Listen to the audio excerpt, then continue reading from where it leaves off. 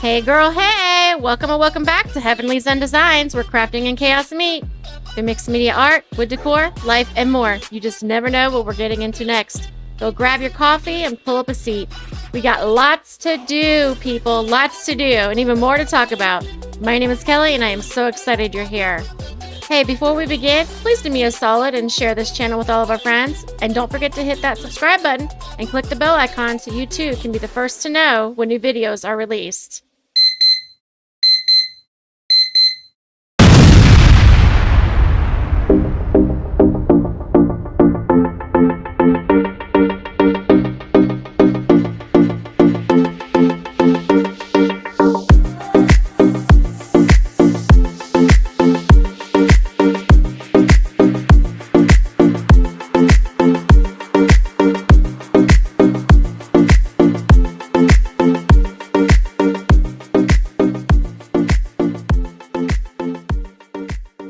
Well, hello, all you beautiful people. It's great to have you back. Hey, do you guys remember this wood round that I had in my haul a couple weeks ago? I had gotten it from Lowe's, and then I picked up this Lazy Susan hardware. Well, guess what we're doing today? Yep, we are going to make a Lazy Susan. Actually, there's two versions of this. There's a Lazy Susan version, and then there's just the wood round version. I did not mount the Lazy Susan hardware so that I could move this wood round to wherever I needed it, but that's just a little tidbit so you guys know.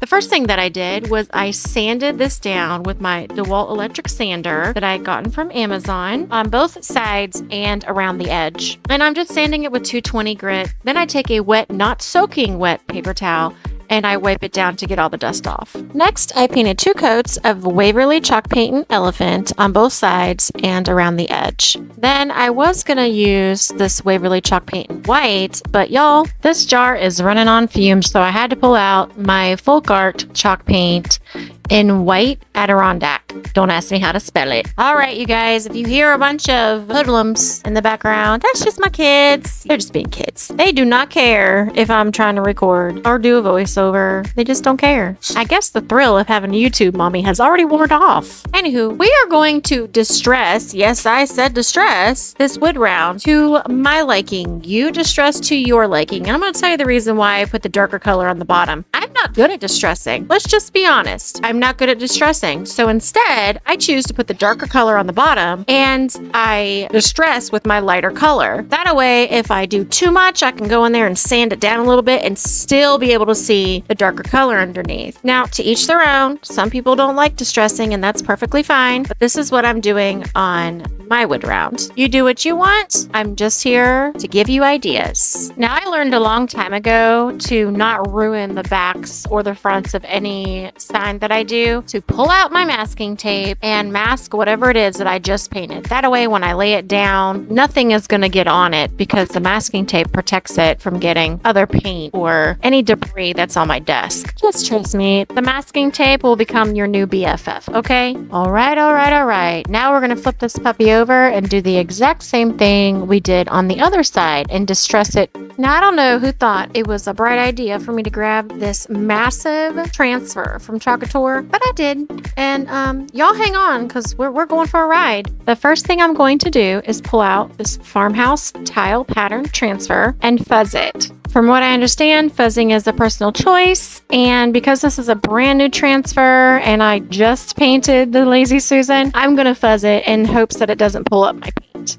Now, if you guys want to see a really cool backsplash, I don't know that she actually made a video, but Melissa over at AllThingsCrafty here on YouTube actually used this exact transfer to put in a backsplash in her kitchen. So if you ever go and you get on her lives, you'll actually be able to see this farmhouse tile pattern on her backsplash. And I'm just going to tell you now, she did a phenomenal job, you guys. So if you're not following her over there at AllThingsCrafty, you need to. So what I'm doing right here is just getting a good placement, and I'm gently pressing this down. I do not want my chalk paint to go under the transfer, so I give it a good little, once or twice and maybe 3 times over. I don't know. But anyways, here's the thing with chalk paint. From what I've heard, it is best to pull up these transfers while the chalk paint is still wet. But you guys, this is an 18-inch by 18-inch transfer. It's a big transfer. And I'm sure you can tell, like here on the right side, some of it was already dry and I was freaking out. Okay. And I'm trying to pull up this transfer and it's like stuck to my wood round. And I'm like, oh my gosh, I'm worried about touching the transfer and getting the chalk paint on me and then me transferring it in places that it's not supposed to be on the wood round. And then just trying to pull it up without pulling up my paint that I had painted. But you guys, I'm not going to lie when I say I probably ruined this transfer just by taking it up and folding it on top of itself. But it took me a solid probably 10 minutes. Actually, probably longer than 10 minutes to wash that transfer and get all the chalk paint off. I go back to my wood round and I'm like, okay, this is really dark. This is not what I had intended. Like maybe I should have used a lighter color. But then I was like, you know what? No, I can distress the top of this and make it how I want. I want this thing to look like it has been painted 1,000 times and it is chippy. And when I say that I'm distressing something, that's my type of farmhouse distressing. So I just go at it. And I'm going to tell you right now, I caught heck from my kids when they came back over and saw that I was covering this with white paint. They were freaking out. But you know what? Mama knew what she was talking about. And when I was done with this, I was absolutely in love. So the final step was to seal this wood round, and I used Rust-Oleum Painter's Touch 2x Ultra Cover in matte clear. I sprayed the top and bottom along with the edge 3 separate times and allowed it to dry completely in between. I am so happy with how this turned out. I have wanted a Farmhouse Lazy Susan for, oh my gosh, probably 4 or 5 years, and have just never come across anything that was me. Never ran across anything that I really liked or that I thought, okay, I like that. I could probably, zhuzh it up a little bit. But this, I'm speechless. I really am. If you look close at the pictures, you can see where the chalk paint is actually raised under, the white paint. And I just think it just gives it such a really beautiful touch. It's got that, this thing has been painted so many times and it's got so many textures to it. The brush strokes that are on it. I just absolutely love it. Well, that's it for today, guys. What did you think? Please let me know down below. I hope you guys have enjoyed today's video. As always, thank you so much for being here. If you have any questions about the process or where I get my supplies and it's not already in the description box, just leave a comment and I'll get back to you.